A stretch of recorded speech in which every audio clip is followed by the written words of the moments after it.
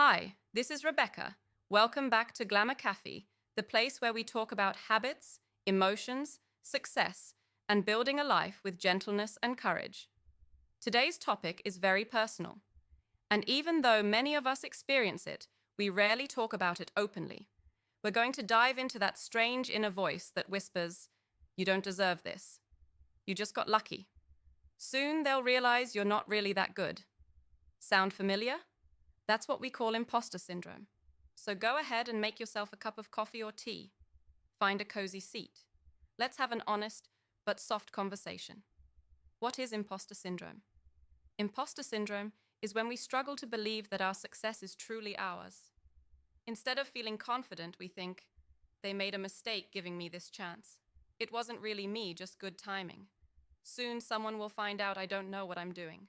And ironically, this usually happens to people who are skilled, smart, hardworking, but who hold themselves to impossibly high standards and are too self-critical. It's not a lack of ability. In fact, it often shows up in women who are growing, achieving, getting promoted, starting businesses, and feeling like they're somehow pretending. Real examples. Emily, 34, got promoted to a leadership role at a large company. Her first thought? They must have chosen me by mistake. Others are way more qualified. Sophia, 27, completed a tech project that got praised by her team.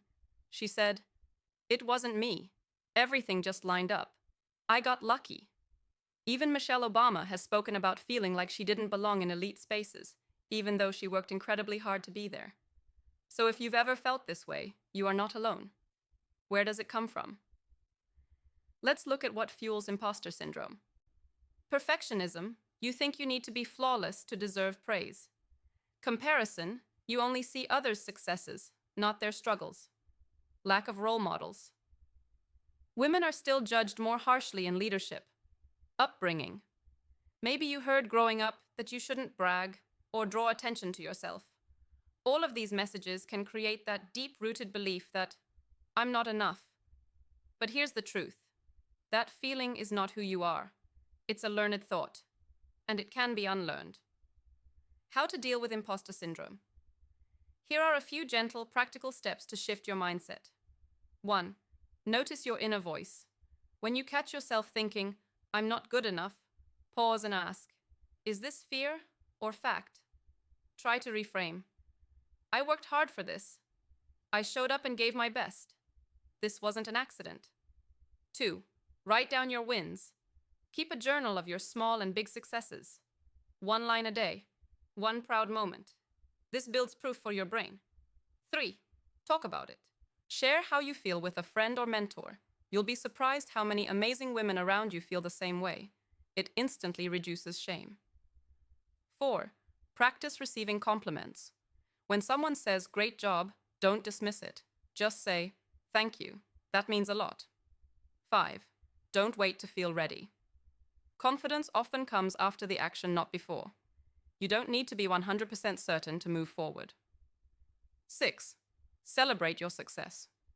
Even if it's just taking a deep breath and saying, "I did that." Light a candle. Go for a walk.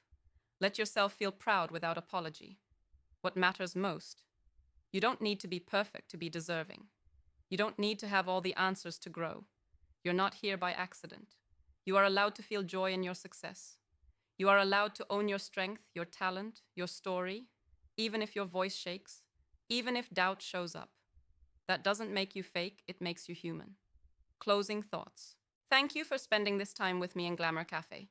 If you've ever felt like an imposter, please know, you are not one. You are simply someone who cares deeply, who is growing, and who's learning to stand in her power fully. And that takes courage. It's something worth celebrating. If this episode touched something in you, share it with someone you love. Let's create a space where women can own their success without shame. And of course, don't forget to subscribe to Glamour Caffe so you never miss a new episode. We're building something beautiful here, and I'd love you to be a part of it. Until next time, be kind to yourself. You are not a fraud. You are exactly where you need to be. With love, Rebecca.